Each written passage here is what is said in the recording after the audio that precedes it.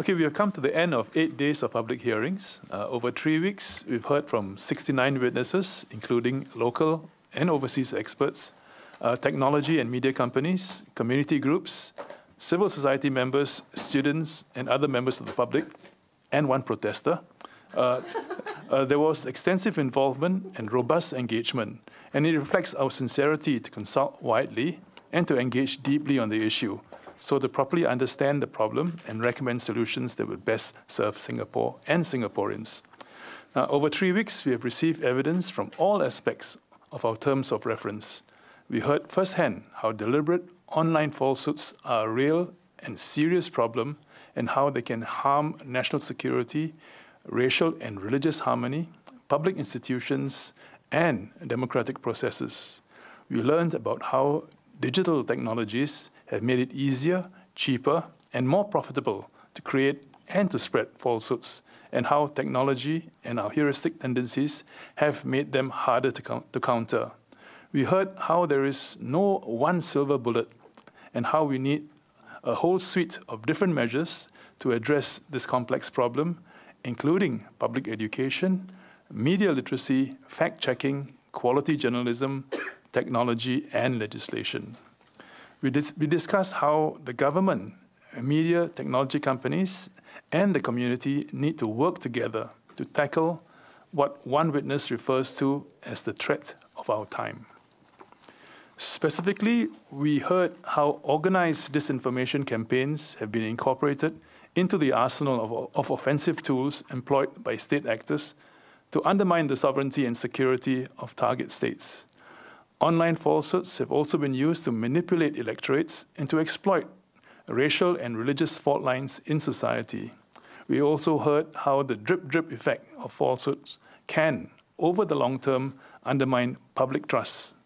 Here in Singapore, we have heard about rumors on the sale of halal pork and the experience of a witness who was abused with falsehoods because of his ethnicity and because he is a new citizen.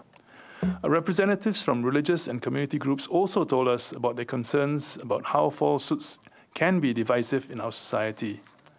We also held 2 private sessions to hear about information campaigns with national security implications for Singapore. We learned about how digital technology can be abused to spread online falsehoods cheaply and to great effect. We heard, for instance, that $18 can buy you 1 million Instagram likes.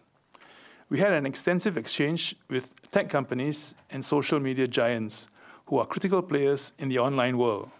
We discussed how each of their platforms provide content to their users and the limits of what they are willing or able to do to curb the spread of egregious online falsehoods.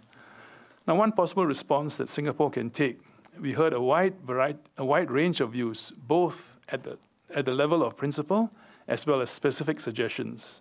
Now, many witnesses agreed on the need to respond to falsehoods both quickly and effectively as a matter of principle. Different approaches were put forward on how to do this. Local media organizations spoke about how quality journalism is a bulwark against the spread of false information and the need for fact-checking mechanisms.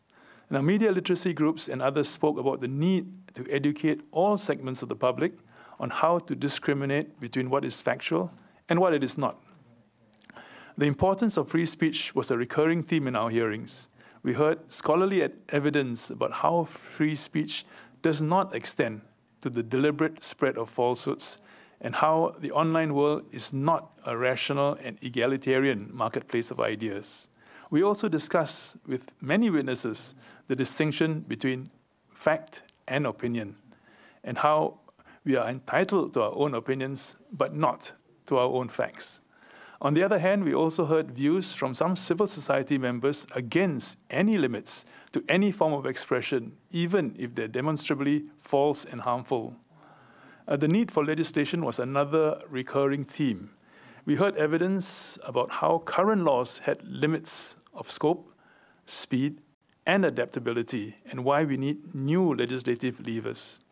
We heard specific proposals on the contours of new legislation, including takedowns, rights of response, and demonetization, as well as the need for judicial oversight and due process.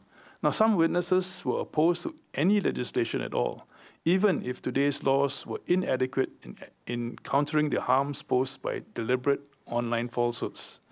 The evidence we have received have given us much to think about. We are grateful to everyone who has written to us and everyone who has given oral evidence.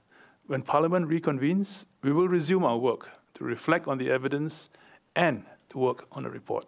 Thank you.